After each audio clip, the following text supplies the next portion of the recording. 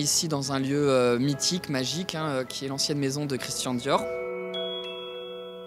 Je suis particulièrement touché que Jean-Christophe Storkel ait mis à notre disposition un cadre aussi chargé d'histoire pour présenter des histoires justement et pouvoir faire écho entre des mémoires individuelles et une mémoire presque collective quand on sait tout ce que Christian Dior a apporté à notre culture.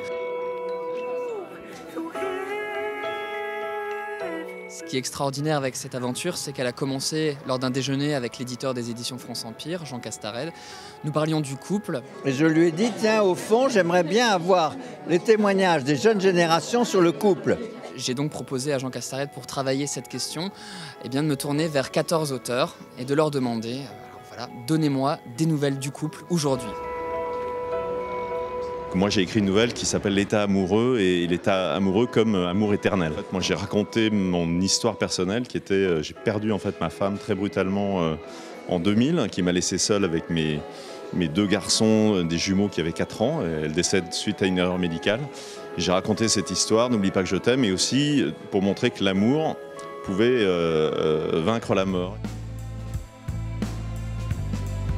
C'est venu tout naturellement de parler d'une expérience personnelle, justement de ma rencontre avec ma compagne. Et j'ai voulu la raconter de façon très simple, tout en restant fidèle à moi-même. J'ai voulu montrer un côté simple et beau dans une rencontre amoureuse.